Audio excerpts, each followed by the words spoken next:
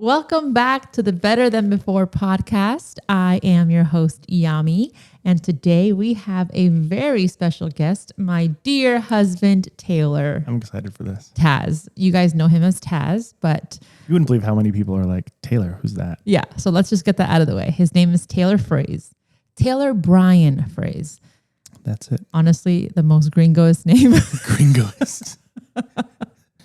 So I thought it would be fun to have Taz on the show, kind of just like, almost like to introduce all the characters in my life. Yeah. We did the intro last week, and then we had Kat last episode, and then so now Taz, and then we can like get into like all this stuff. So we planned this a little bit, but not so much. I asked a lot of I asked on Instagram if you guys had any questions for us about anything, and we got a lot of questions, so we'll touch that. But before that, do you want to kind of introduce yourself? I'm Taz. Oh gosh. I'm Taz. My real name is Taylor. I was born and raised in New Hampshire. I'm 34. I'm 36, so I am. Wait, Not aren't 38, you 3 like you years mentioned. younger than me?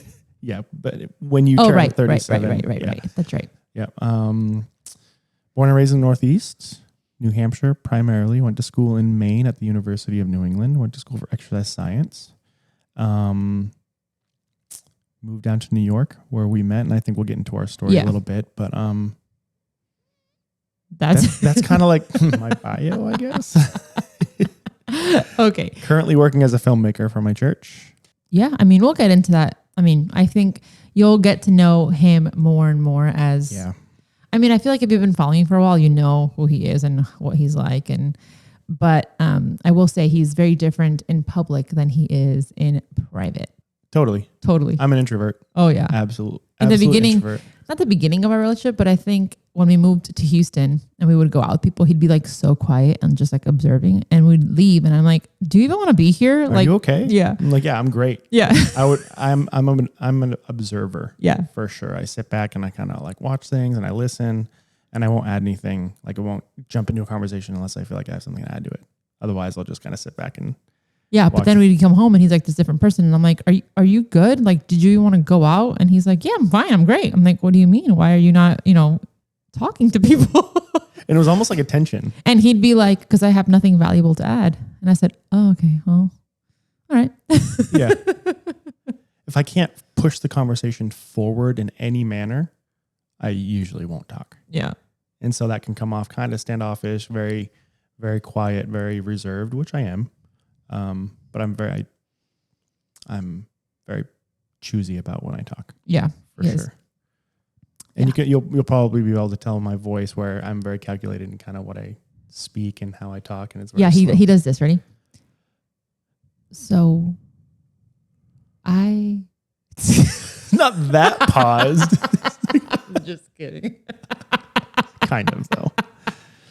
It's so funny because we'll have like not an argument, but like when we're talking about something, I'm like, just get it out, dude. But that's probably better because he thinks things through, and where I just like talk. But we don't argue that much. No, yeah, we'll get into one of the that. questions. Yeah, we'll get into that in a second. Why don't we just get into it now? Because we have to talk about where we met and all that stuff, and then it has to be chronological order. Oh, so let's just get it out of the way. So we met in New York City. Well, you guys, if you heard my last podcast, I moved to New York City, was pursuing modeling and everything, and then I ended up getting a job at Equinox. And do we tell the whole story? How it's like, is it kismet? No, that's not kismet. It's a God thing for sure. Total God orchestrated the entire thing from start to. I'm not even going to say finish because we're not done start yet. To where we are now. Yeah. Because if one thing had have changed, we wouldn't be here. More than likely. From like the timeline of her getting hired at Equinox, almost being invited by Sam, right?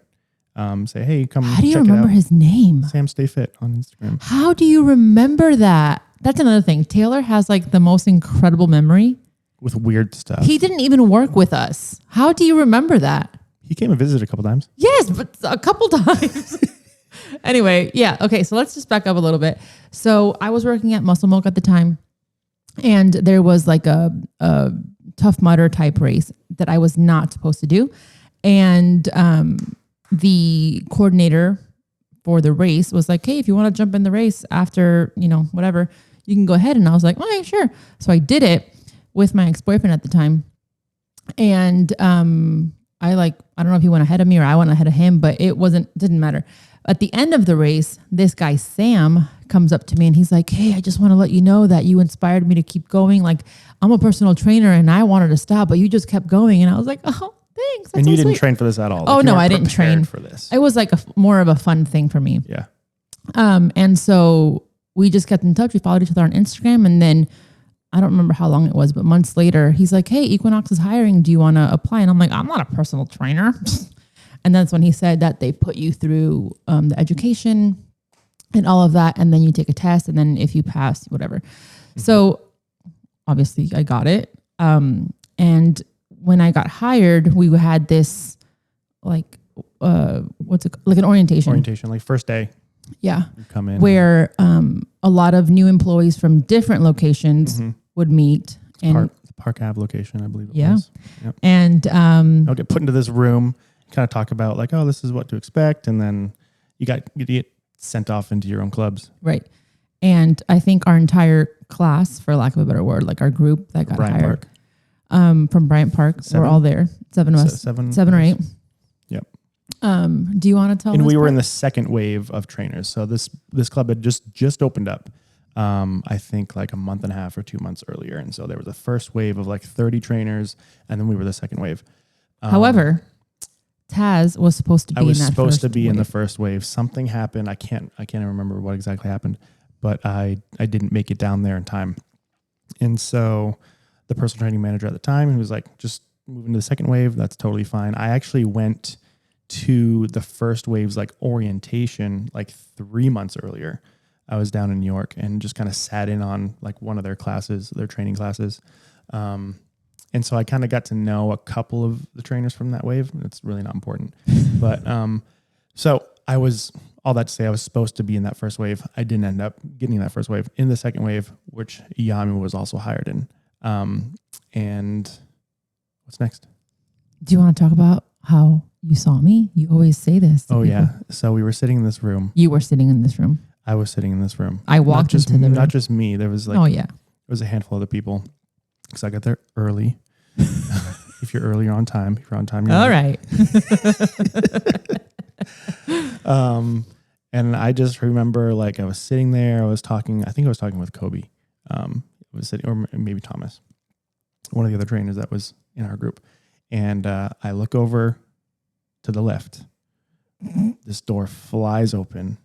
I swear, like the heavens opened up. God. Angelic hosts just started singing.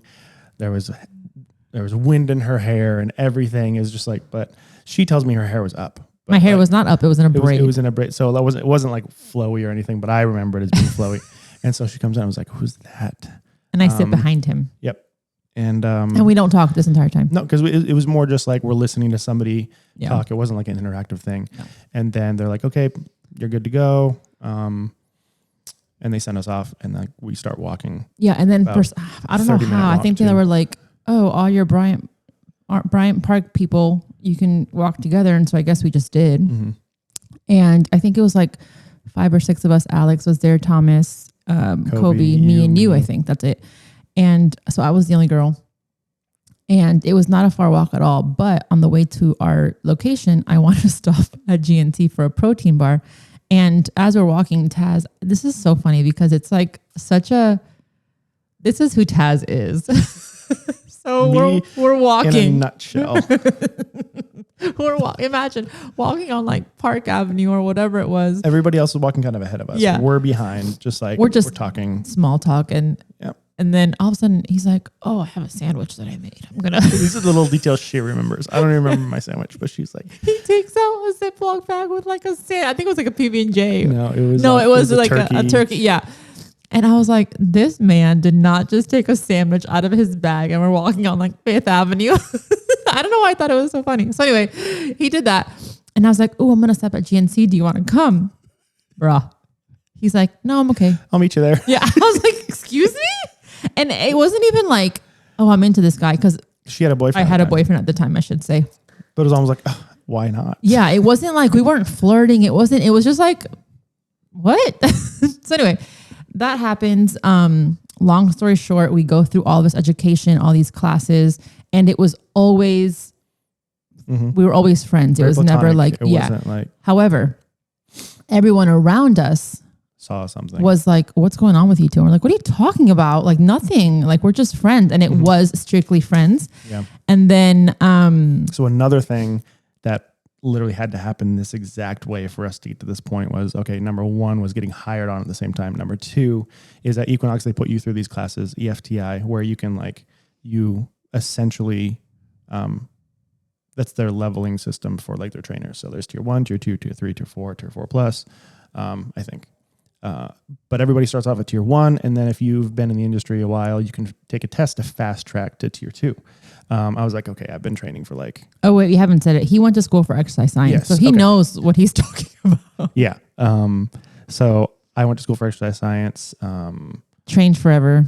It was 3 years out of not high school, 3 years out of college at that point. I'd been training all 3 years. So I knew a little bit more than the average person just joining Equinox for the first time. So I was like, I'm going to take this test, fast track. I'm going to go right to tier 2. That means you start making more money and, things just start kind of opening up. I go to take this test. I miss it by 1 point. 1 point. So I stay in tier 1. And that means he has to do all the classes. Same classes that she's doing. So we go through, it was each course or semester or whatever, section is 3 months or whatever. Yeah. So we spent 3 months twice a week going to these classes together. Yeah. And we'd walk to the classes together, walk back. And so that was the second thing. The third thing that had to happen for us to get to where we are, or just end up together, I should say. So a little caveat, I did have a boyfriend, but it was literally 1 foot in, 1 foot out. If you can hear that, our dogs are going crazy. It was a very rocky period.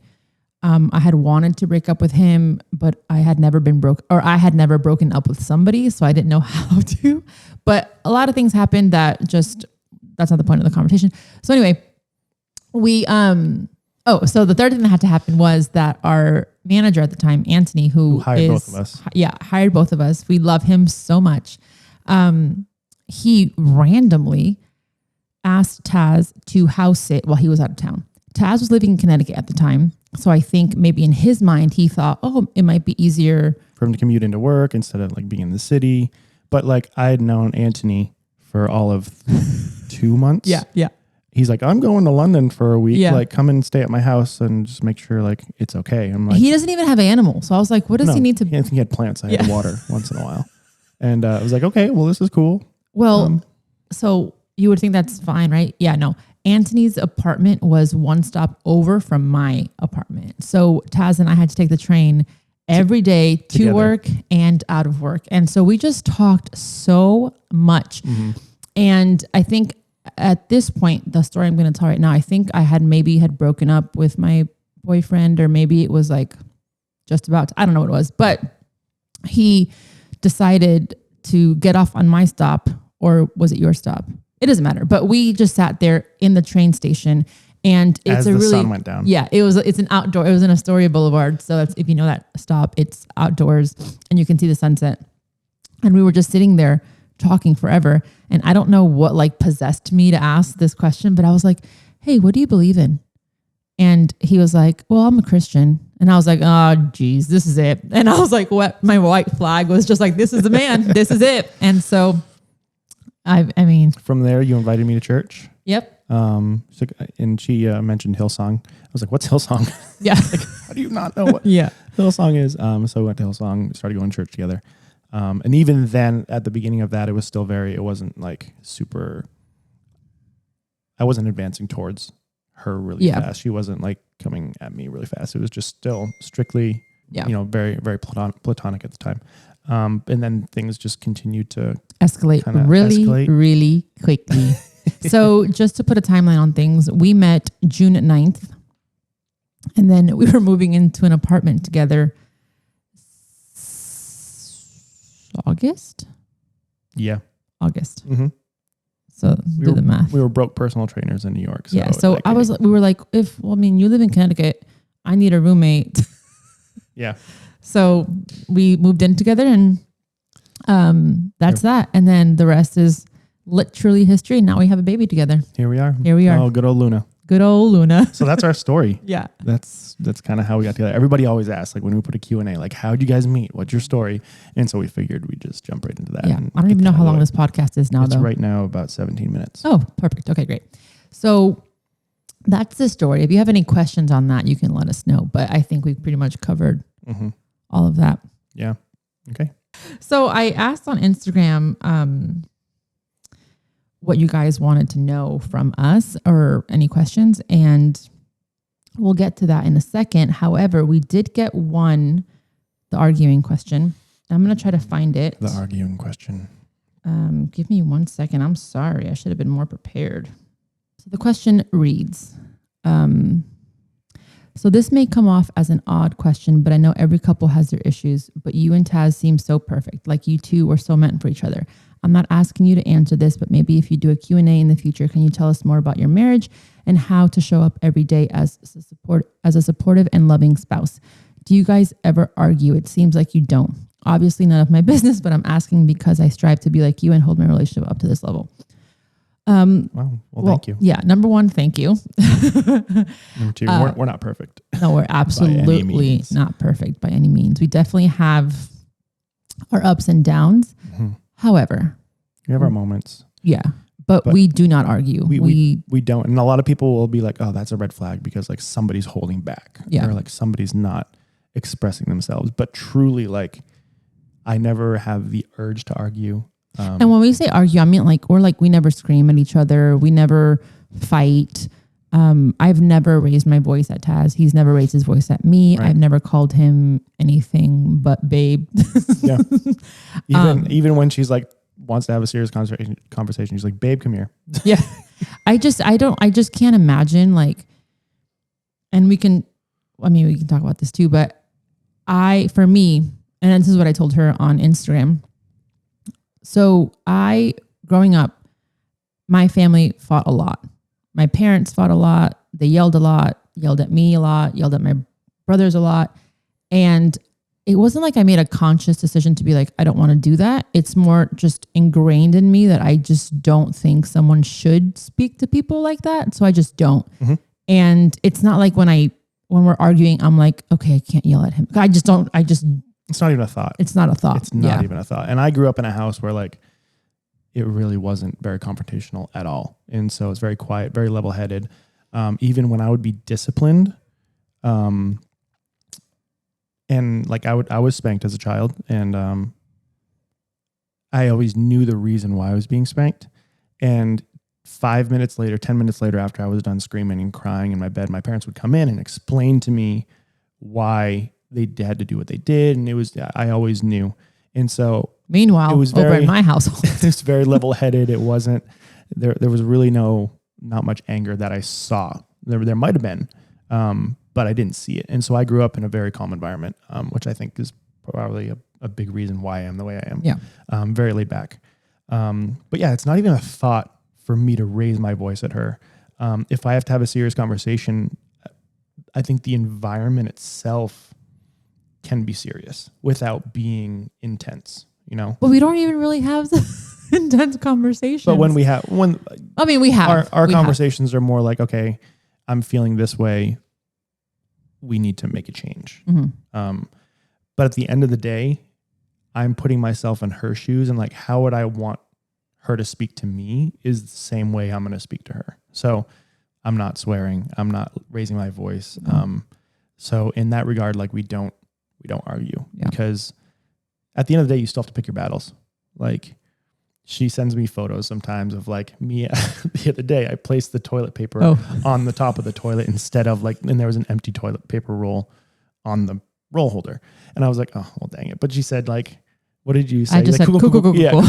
So that's like her way of like reminding me, hey, hey, like be more mindful of this. Whereas she could choose to be like, make it a big deal. Oh yeah, it's not a big deal. Like it's toilet paper, blow people. it up into something it's not. Whereas like I would imagine some people would. Yeah. Can't believe you're doing this. Why wouldn't you do that? And I've told you a million times, but we just don't do that. I mean, he does do things where I've asked him a million times to like, I don't know, like put something in the dishwasher instead of on top of the sink. Yeah, on the sink Hello. or on the counter next to the sink. And yeah, it's like we all have our things to work on, but there's grace in everything that we do. And she does things a certain way. I do things a certain way. And I think I've almost found like, if I understand that's just kind of who she is, it's not necessarily a bad thing or maybe a good thing. But I'm not going to waste my time or energy trying to change her. Yeah. And that's just going to exhaust both of us. Yeah. I think premarital helped us a lot. We did premarital counseling before we got married. And we kind of dove deep into like why he does things, why I do things. Right. And so now when we communicate, it's like, I know for me, it helps me a lot because like I said, I come from a family that didn't communicate very well. And so, I mean, to this day, I'm like, okay, I'm trying to say something and I'm trying to figure out how to say this in a nice way. And then I'll just say it. So he knows where I'm coming from, where it's not like, you know, it's calculated. It's thought out. Yeah. Because I feel like a lot of arguments, I mean, I can't even speak because I don't know, but if I were to think about arguments that other couples might have, it's because they don't think before they speak. Yeah. And if you just took 30 seconds. 5 minutes, 30 seconds to take a breath and really think about what am I trying to say here, you could avoid a lot of these types of like big arguments that people talk about. And I don't think that we've like, what's the word I'm thinking about? Like when we have an argument, we're not like, okay, it's you and me against this thing. It's not you and me against each other. Mm-hmm. But that's what we end up doing anyway. Because this is a problem. She's not a problem. I'm not a problem. The problem is like, it's on its own island. Like the toilet paper thing is a problem. The me leaving dishes on the countertop and not putting in the dishwasher, that's a problem. It's not. She's not attaching that to me. Right. And same thing with me. Like when she hangs her purse on doorknobs all over it's a purse. It's not her. And so like we talk about the purse thing, and I'm like, maybe I'll just be like, babe, what's this? It's so funny because he like leaves things out more than me. I do. And I will totally own that. And the one time I have my purse on the handle, he'll make a point to just say, I'll go around what's shaking this? it at the house, shaking it. What is this? What is this? I'm like, I'm sorry, I made one mistake. No, but you do it more than once. Once. I can't close the doors half the time. Because stop it. Because it's because your towels are on the... No, because the purses are swinging around everywhere when I'm trying to open and close the doors. You say purses like there's more than one there's at a time. Wallace. There was the Coach purse. There's another black purse. Oh, okay, wait. Okay, next topic. Okay, we're moving on. Do we want to talk about how you show up every day as a supportive and loving spouse? I do my best, I think. I'll answer it for you. I'll do that. How about I answer it for you and you answer it for me? How you show up for me? Yeah. Okay. You want to get her first? Yeah, you get her. I'm ready. So we do now have the dogs in the room. Kona might be pacing. You might hear her little nails on the ground. But here we are. This is life. Okay, so Taz is amazing. He's really great at helping with everyday things. Like he'll make me coffee every morning. He'll cook. He'll not every single time. He won't do like laundry and fold laundry, but it's not like a mission to have him help around the house. And that's one thing that I am very blessed with. I understand that I don't have to, like, yes, he'll leave things around and stuff, but like he also cleans up after himself. He like, the house doesn't become a disaster if I don't do anything. Like, I'm you the went one out of town for a week. Yeah. And it wasn't a like disaster zone when you got. No, it wasn't a disaster zone. Kind of. Kind of. So no, he is very good at like trying to take things off my plate. And help as best as he can in day to day.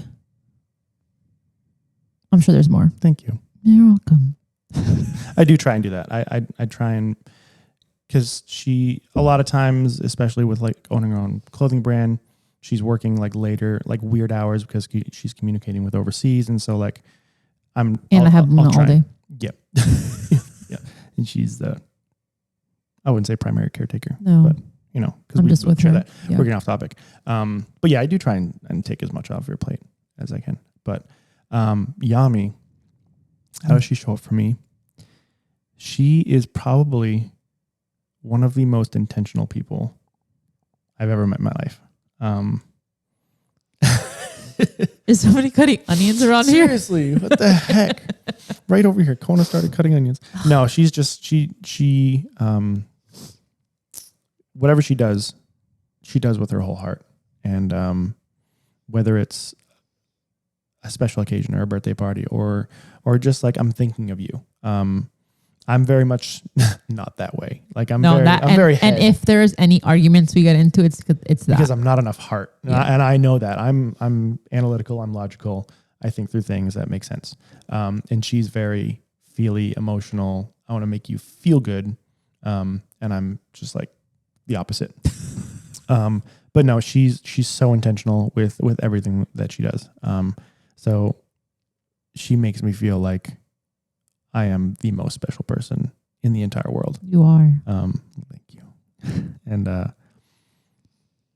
that really helps me step out of my, I don't know what side of the brain, but the brain that's very analytical and logical. So she helps balance me out in that way. And I think that's a huge way of showing up for your partner is because I do love, I don't always think that way, but when I receive things like that and when like the intentionality, it makes me feel really nice. Gives you little butterflies. It does. I'm like, oh, this is so sweet. So sweet. But no, that I truly love that. I love you. You pull me out of the rigidness of my brain. I'm in this little box. Yeah, you are. I don't really. Yeah, he is. Yep. Meanwhile, I'm like over here, over there, over here, and in the box. Sometimes. Yeah. Okay, so let's move on to these questions. A lot of them are similar. Mm-hmm. So we can group it into like. Yeah. Okay, so there's a lot of questions on how becoming parents changed our marriage. That was not English, but you get it. How much our marriage changed because of a baby. Biggest challenge as a couple during early postpartum days and months. How has having a baby impacted your marriage? Do you feel things are different? So kind of just basically how life has changed since having a baby. Yeah. And postpartum, like any struggles or anything. I will say Taz did an exceptional job. And we didn't really talk things through like, hey, this is what I want you to do postpartum. Like Taz is the best person I know, but when we came home from the hospital, and I'm going to probably cry again. I'll never forget. It was like 3 a.m. and I was sitting in the chair and I was breastfeeding Luna. I can't do this.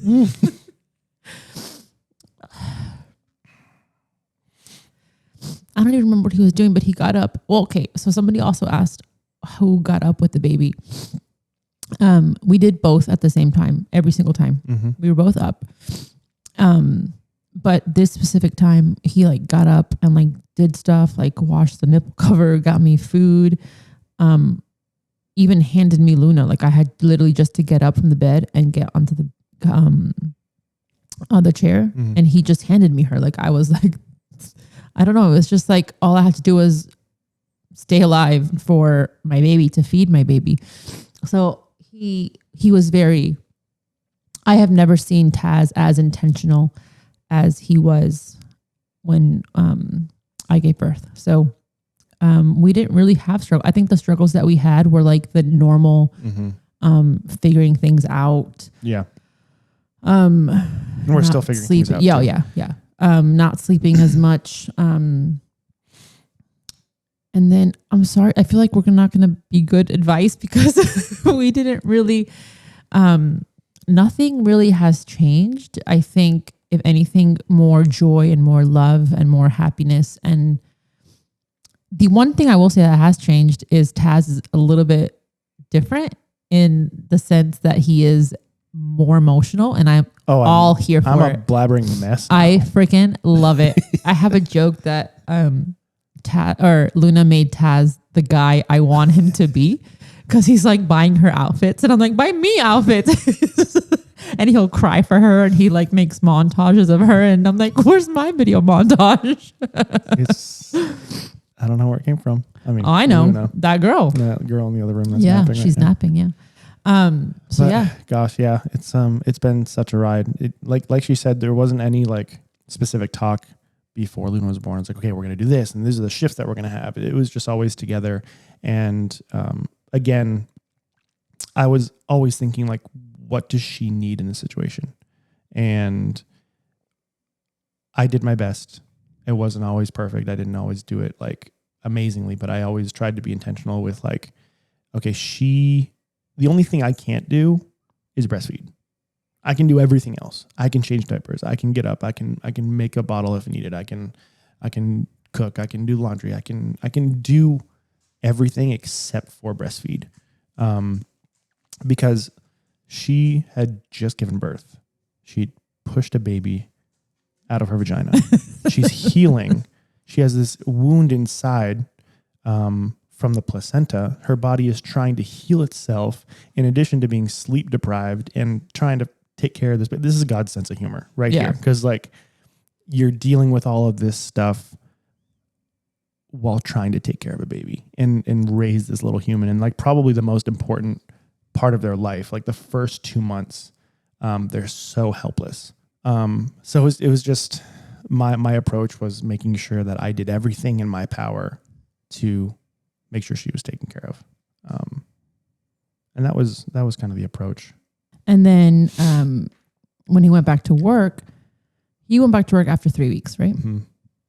And we mentioned he works for the church, so he has to be up Sundays bright and early. 5, right? 4 or 5:30. I would leave the house at like 6. Yeah. Yeah. So he would wake up most of the nights, and then I would wake up on Saturdays or Saturday nights to Sundays, because we would go to bed whenever we would go to bed, and I would feel bad that he had to, wake up with the baby and then be up like 20 minutes later to go to work. So I would wake up on Saturdays. And that was just it. And it worked for us. Mm-hmm. And now I think I'm not going to say it because I don't want to jinx anything, but you know what I'm saying? No one has had to wake up. Get out of bed.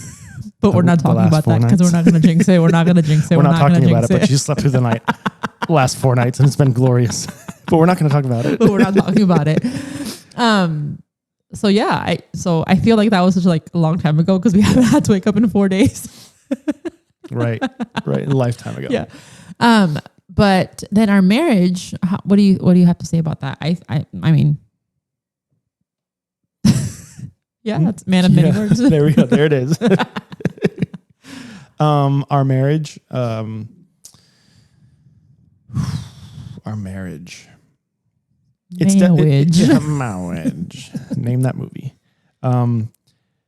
It's been an adjustment period for sure, because it's no longer just us and the dogs. We have another person that's now taking up our time, taking up our energy. So it's even more important to be intentional with how you spend time with each other. I would say there was a bit of an adjustment period because we were just literally in this time vortex of like taking care of Luna and feeding her and changing her and putting her down and waking her up. And I'm still there, but it's fine. We are honestly 2 kids. We could have fun on the couch. Do not get me wrong. I complain a lot to him and I'm like, take me out. Yeah. But we are just as happy sitting on the couch, laughing, going for a walk. We're not very high maintenance people. So when I was referring to just now that I was in a time, or what'd you call it? Time vortex. A time vortex. My Hispanic is showing. I feel like I am because I'm with her all day, and Taz gets to go out to a corporate setting with people when I'm here literally by myself. Mm-hmm. And it does feel kind of repetitive day to day because number one, Luna doesn't really talk yet. Her personality is showing, but I mean, and all of you moms can probably attest to this. Like it's, you're talking to nobody all day. And that gets hard for me. So for me, I try to like make plans with other moms that I can go see so I can just like disrupt the cycle from time to time. And it doesn't happen every day because I do have things to do.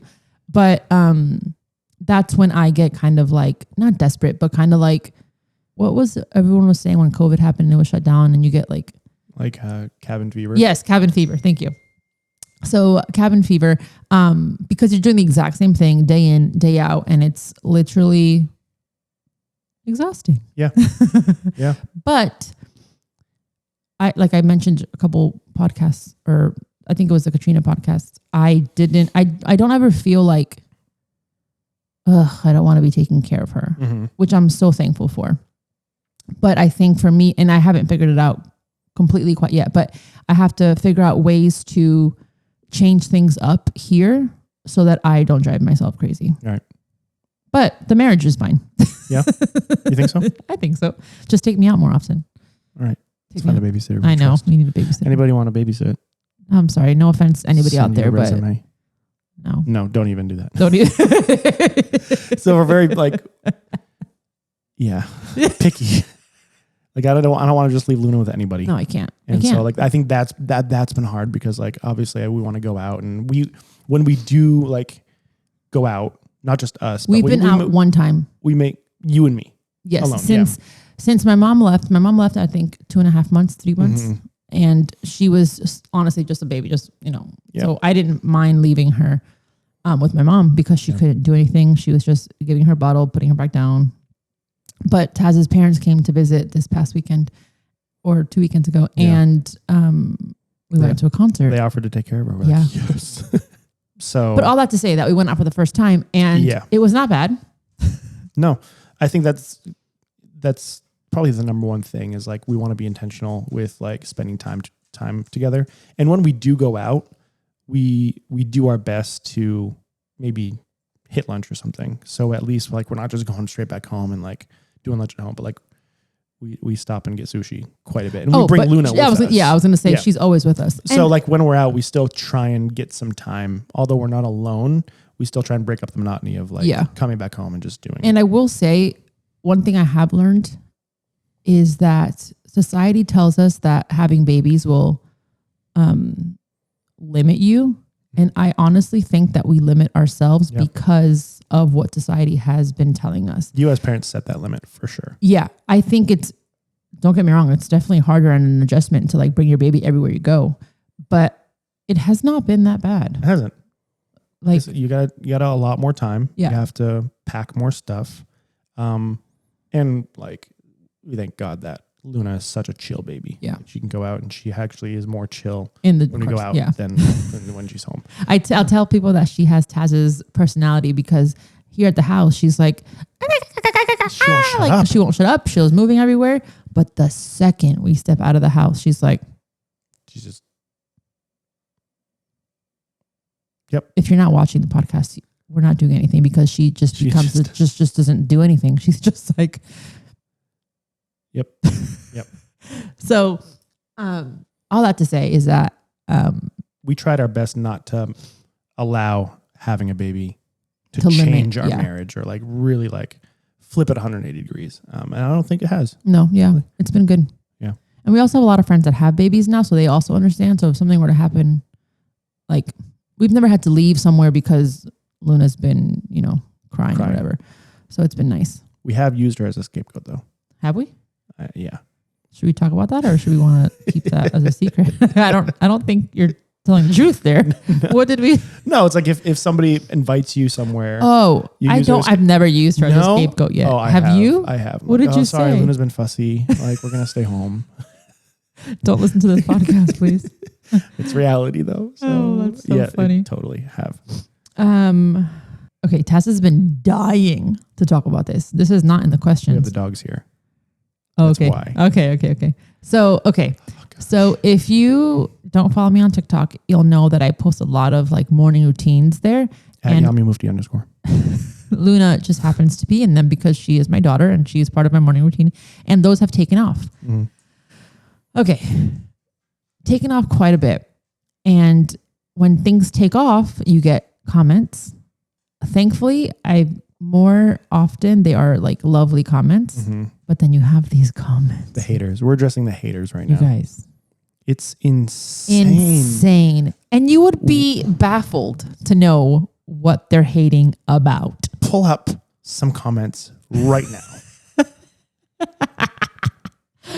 And it's insane. Like, really what I'm getting at is how people make this crazy assumption from a 2-minute video from our entire 3-hour morning routine. I'm going to stop you there. Yeah. A 15-second video. Oh, that one. Oh, are we talking that one specifically? We are going to talk about this one I was thinking like general, like when you do a 2-minute like morning routine. Okay, fine. We'll talk about that. But that's over the course of like 3 hours. Right. Until our first nap. Okay, people's comments. Oh, man. Why are you ignoring the dogs? Pet the dogs. Pet the dogs. Why are you ignoring the dogs? Why are you ignoring the dogs? I can't believe you're ignoring your dog. Someone pet the dogs, please. Do you even take them out for a walk?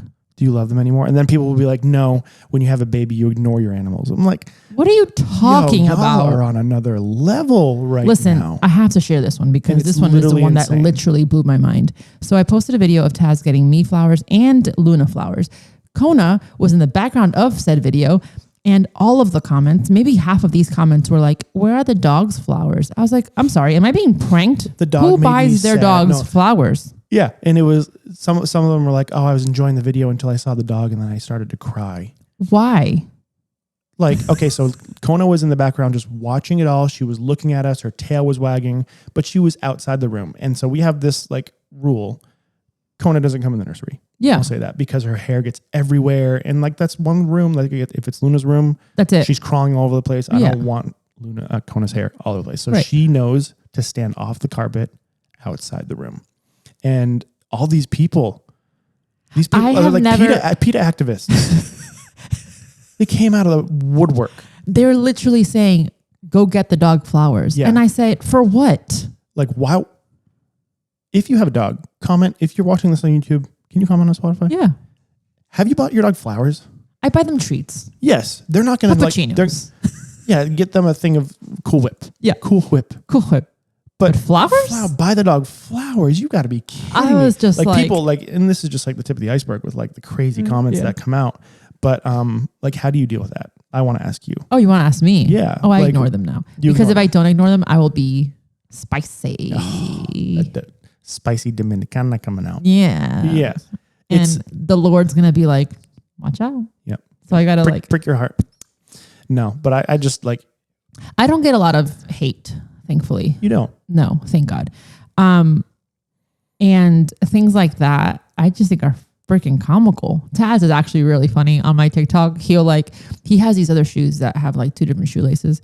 The same shoe. I just put 2 different color shoelaces. Yeah. On. Someone was like, no one's going to mention the dad wearing 2 different sneakers. Yeah. And he would comment something back like, oh, the lights were off when I chose it was my dark shoes. when I got ready this morning, or like, why is dad wearing 2 different shoes? I'm like, because I like them.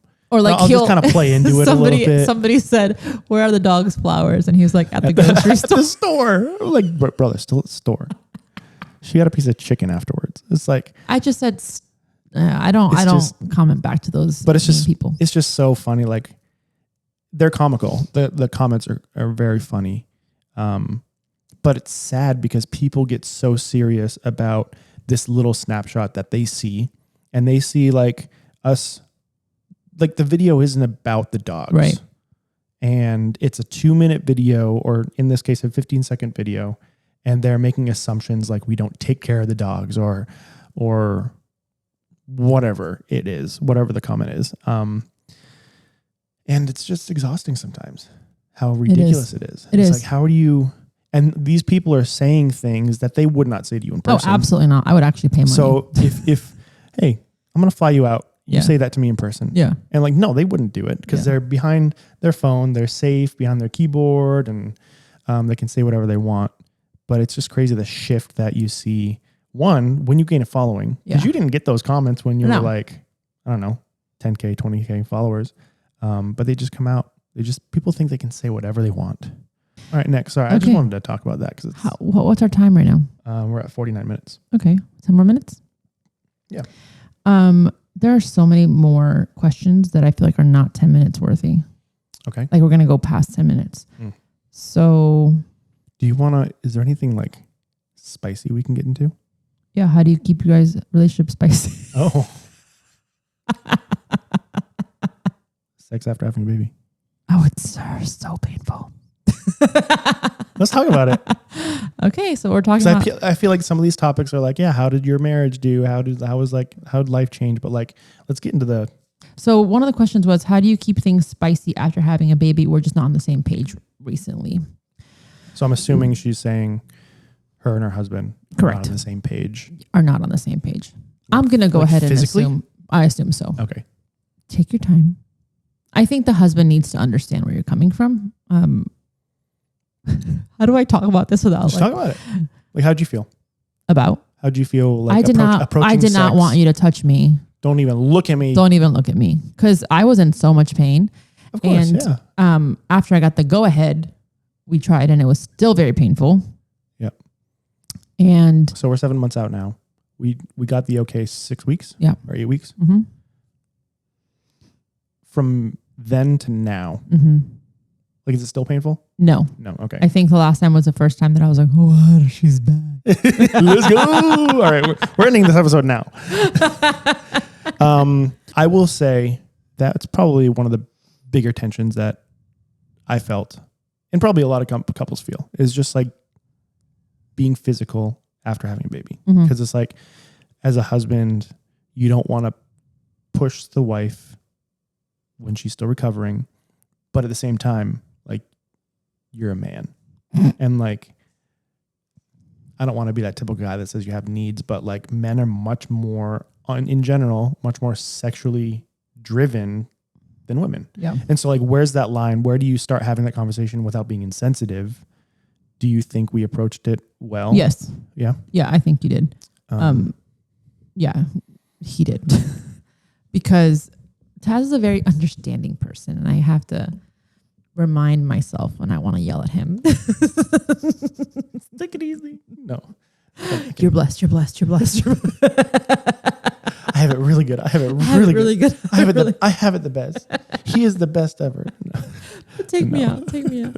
No, Taz is really good with like, and I don't know, I'm not like, I don't talk about that much personal things. So like, I don't know what to say, what not to say.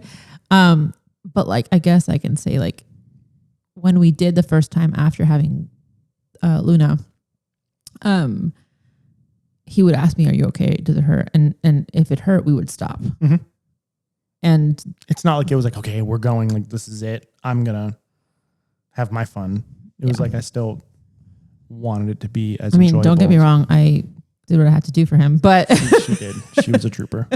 But there's give and take there. Yeah. I think there's a big thing with our relationship. There's a lot of mutual understanding. Yeah. With like, okay, I try and put myself in her shoes. She tries to put herself in my shoes. And I think that works really, really well. Because it can't be all take. It can't just be like, I'm in pain. We're not doing anything, like, suffer. And for me, it's not like, as the woman, you have to like, I know it's very easy to be like, oh, I'm still in pain. Mm-hmm. But you have to also put yourself in his shoes. And then again, I'm not saying like put out. Yeah. Like, he's got to do his part. Like, he just made a baby with you. So like, and men, you have it easy. You have it easy. I'm going to say it again. You have it easy. You did not push a baby out of your body. So or hold the baby for 9 months or grow the baby. Yeah. Yeah. I know it's not like you do this and I do this. It's not that, but it kind of is. Like, it's a partnership for a reason. Like, it's not like I'm not your sugar mama or he's not my sugar daddy and I'm just like a trophy wife. Like, this is a partnership. We do things together, including the sexy time, including the garbage, including raising Luna, including, keeping the house clean. Yeah. So it's very easy to take whatever you're dealing with. Like let's just say you're on your period and you stop your period. You're like, I'm still on my period. Like, okay, that's fine to do like once in a while. Have you ever done that? Yes. Oh God. Trust broken. Shut up. I'm kidding. But you have to do your part too.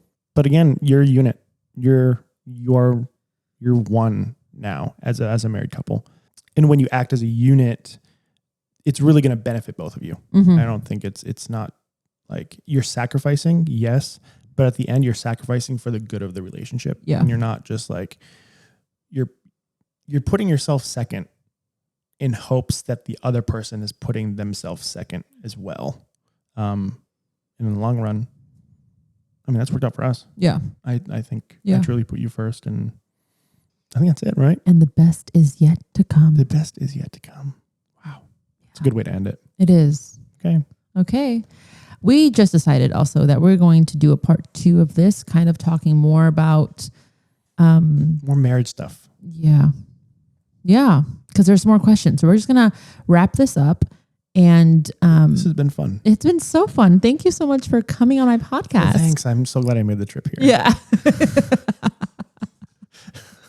Do you want people to know where to find you, or do Not you care? really. Okay.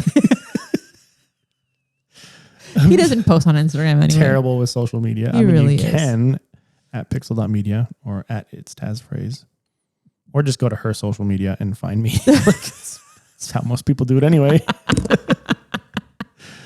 So that's it, guys. Well, that's my husband. Yep. Thank you for joining me, and stay tuned for the next one where we dive a little bit deeper on all things sex, postpartum, body image, and how that affected us and all that good stuff. So leave any notes or comments in the comment section, and I will talk to you next week. Later. Bye.